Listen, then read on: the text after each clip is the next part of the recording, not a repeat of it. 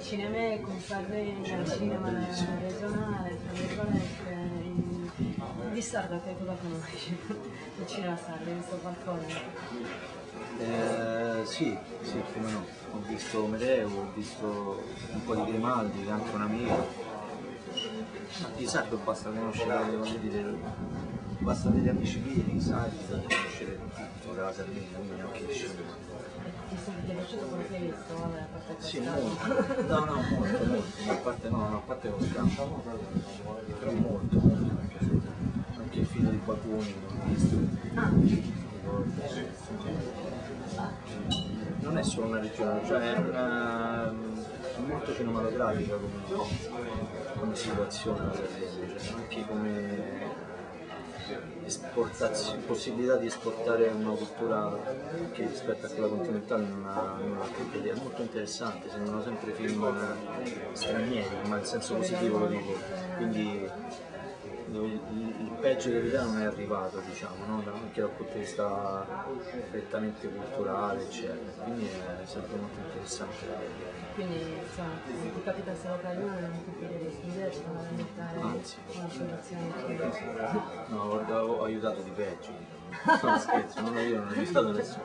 No, no, anzi, ci sono anche progetti, non dico niente, insomma, però no, no, proprio pensati per farli qua, queste sono cose che però sono ancora in altissimo Ma che mare. partono dall'Italia? Sì, sì, cose nostre, dico nostre, nel senso che sono partite insieme ad altre persone, quando non si può, no, perché è proprio una cosa ancora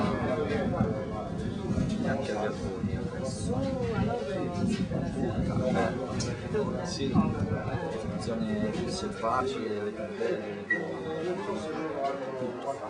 ascolta, l'ultima domanda, visto che Sardegna per me è anche giovane, tu hai iniziato una mano strana, hai iniziato una vita abbastanza sciolta, Sì, non ero proprio iniziato tutto lì, ho perso diciamo l'anonimato, poi non è che lì ho trovato un lavoro lì, è stata tutta una cosa,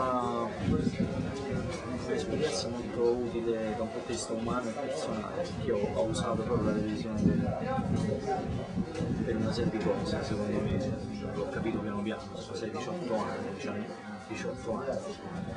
Quindi ho detto a un tuo collega, ho toccato la potenzialità della televisione, cioè dell'aiuto che può dare a chiunque da un punto di vista emotivo, personale, prettamente, non perché io ho trovato lavoro, proprio per quello che ho potuto portare fuori in televisione, quindi sono liberato da certe cose. Poi da lì è nato questo lavoro e più nasceva la consapevolezza di questo mestiere, più il rifiuto ad andare in televisione proprio per non perché sapevo quanto può far bene e anche quanto può far male e quanto è usata male, quindi è stato un amore a due facce.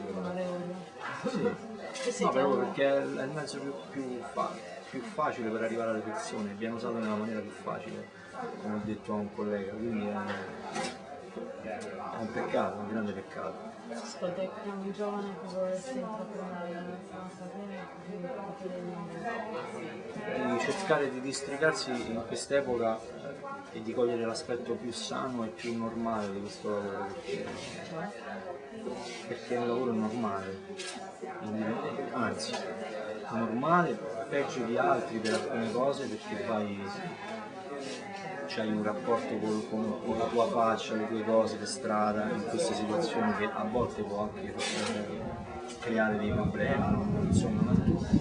Però è anche un lavoro da privilegiati perché è il lavoro normale in cui puoi fare quello che hai sempre fatto, insomma, da ragazzi, cioè puoi giocare e divertirti e basta. quanto tu fai la cronologia di questo Un po' c'è, io non mi definisco un narciso, però in fondo la voglia di apparire c'è stava, c'è stata, ci sarà,